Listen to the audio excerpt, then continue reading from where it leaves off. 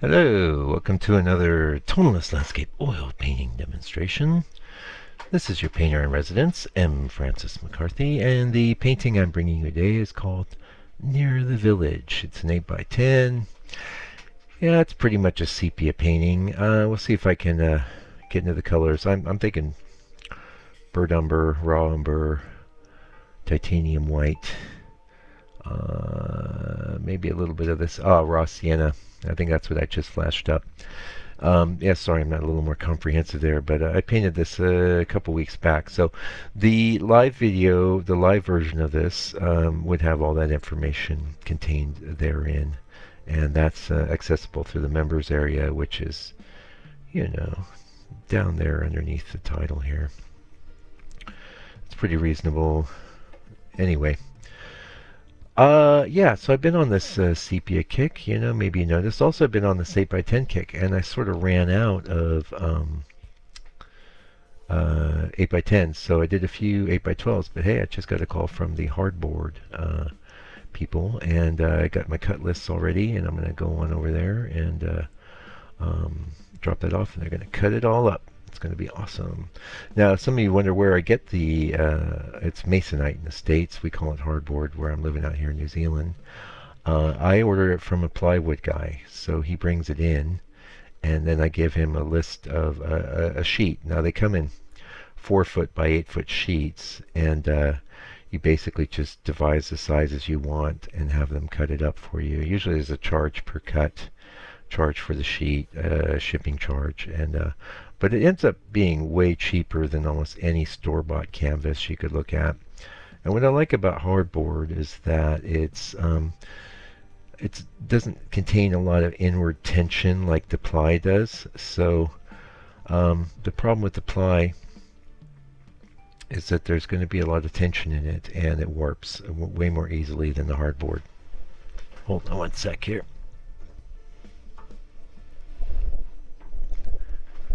Just closing the door. Yeah. So what color I'm using? It looks very much like I'm doing burnt umber to do the underdrawing, and although it's possible that it is raw umber as well, I'm not sure. Why would I not know the difference? Well, when you work with raw umber real thinned down, as I am here on the hardboard, it tends to look quite reddish. Yeah. So either one would work. I tend to like and use raw umber a lot more than burnt umber. Burnt umber gives you a bit more darkness though, and that's nice. Both are great. Just letting the dog in. Lay down, boy. Yeah, sorry about that. So we are doing our drawing here with a bit of umber.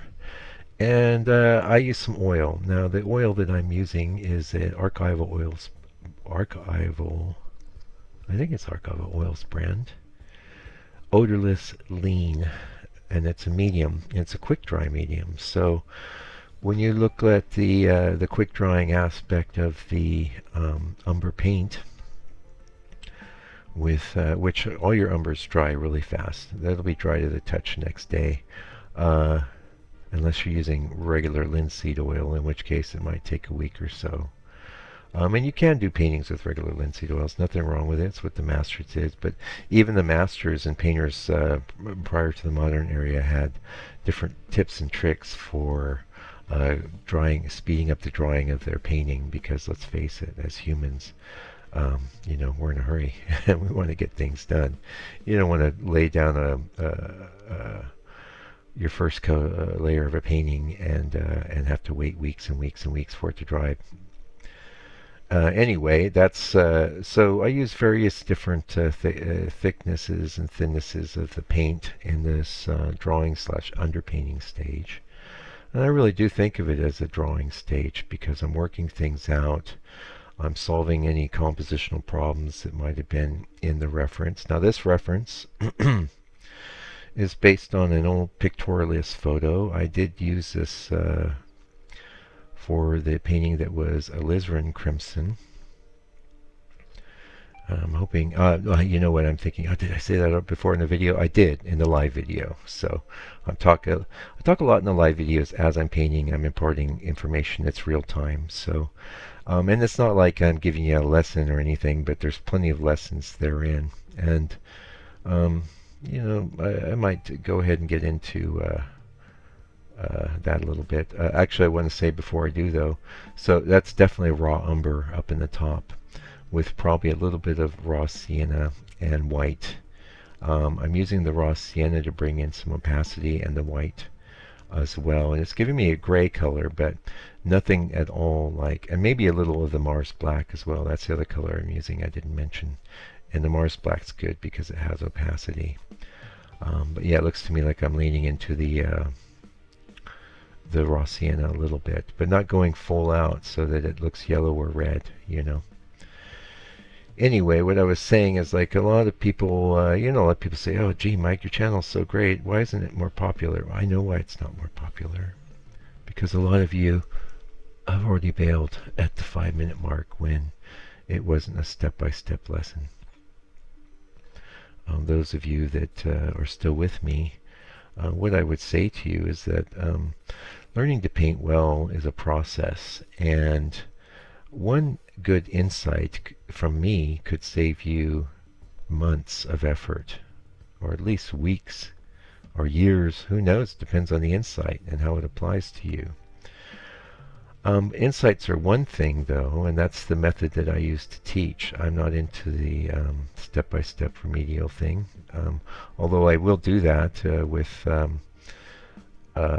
people here in my own area that I take on as students, which is, I find exhausting, so I don't do a lot of that.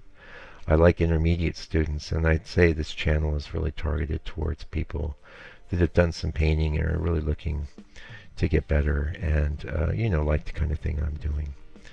Yeah, so I just want to point that out, that a lot of times people in the modern area, they're looking for the quick, easy thing, but why are you doing art? And what sort of art do you want to do? You want to do really good art, or are you just looking to make something colorful that you can pop on the wall? Do you want it to be good? Well, if you want it to be good, your first paintings probably won't be that great, but if you stick with it, you might find that you get better and better and better. And if you work especially hard, then there's actually nothing more gratifying in this world than creating something beautiful that is actually good. I would think other things that might line up with that would be the feeling you get from being a parent or something, and doing a good job raising your kid or something. It's probably only the equivalencies, but like the good feeling you might get from having a nice meal or from watching a movie or being a spectator of any type. It can't match the good feeling you're going to get from being a creator that has made something that is good. Okay, so a pretty dense video today, and thank you for being with me. I love to teach, I love to share, but obviously those of you that are with me on the regular know that I teach and share what I want, the way I want. Let's get back in the painting. So a lot of times, throw in the sky, you can see things start coming together, and prior to the sky coming in, we didn't have any opacity. Everything was varying degrees of transparency. Now, and I was going to mention this earlier, so a lot of times in some of my other videos you might see where I do the underpainting with black, and I build up my darkest blacks from there. A lot of times lately I've been doing my underdrawing with a umber, either burnt umber or raw umber, and then moving into the blacks after the sky. And the nice thing about that is it gives me a little bit of an edge around areas like these trees I'm painting now, where they go up into the sky. You don't have to have that black going right up against the opaque colors. So once that black hits that white, or even something like the yellow ochre that's very opaque, it can take on a bit of a nasty gray color. There are times to mix black with white to make gray, but this painting, if you were to zoom way in, you'd see a little bit of an edge where the underpainting is there. and that's like a bit of a safety zone. So that's something I used to incorporate quite a lot before I started using black for my underpaintings. And there are times that black for the underpainting is the way to go. Say, especially if I'm doing something that has a cool, like either it's a black and white painting, or maybe it's going to be something in the blues, or what have you. But black can definitely work as an underpainting color, regardless. I'm just, I try different things all the time, and sometimes I go back to old ways, or I work one way for a while and then change it up. And now I want to speak a little about the composition of this. Got that nice little house in it. Like I said, I did this scene before for the alizarin crimson study. That was a pigment series we did about, maybe 5 months ago, 6 months ago, something like that. And that was a lot of fun, and that's a really nice painting. You can see that the format, well, maybe you would see, that was a 5x7. This is an 8x10. 5x7 is a little more long, a little more horizontal. 8x10 is a little more squat. And I did a lot of 8x10 paintings, and then I ended up getting real put off by the squatness of it.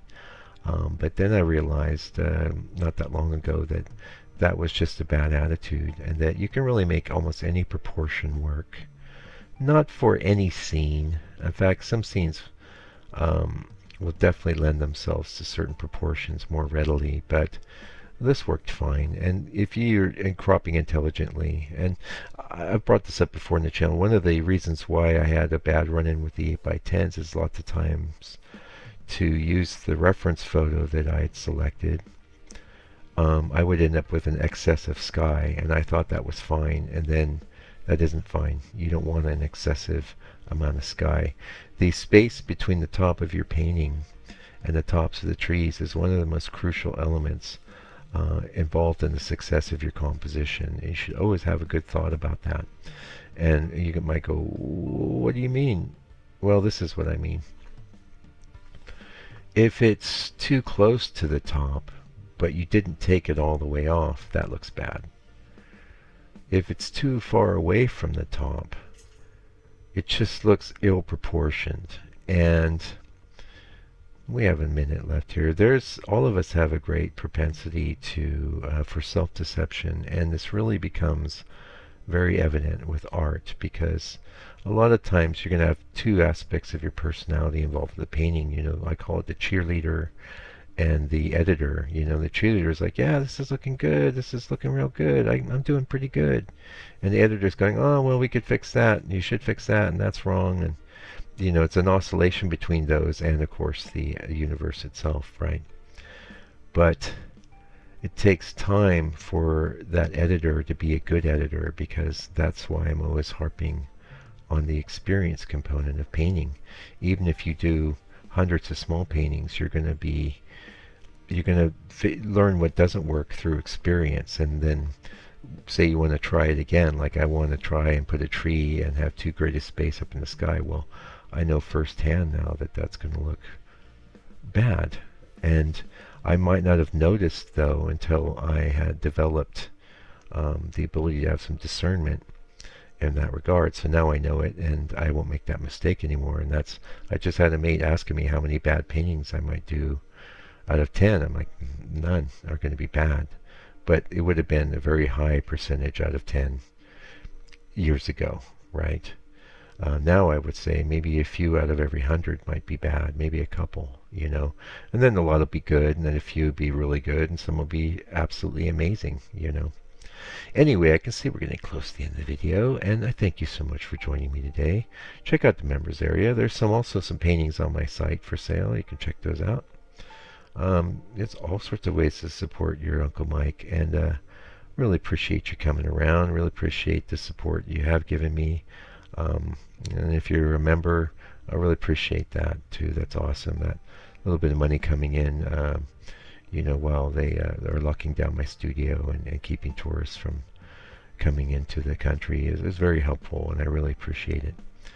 So anyway, until I come back with another video for you, which will be soon.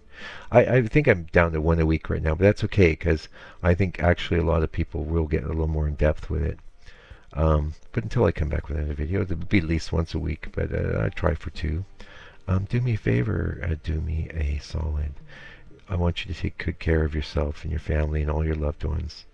And I think it's a good idea to be patient with people that are holding alternative points of view to your own. And, just try and be loving, give people the benefit of a doubt. And while you're doing that, stay out.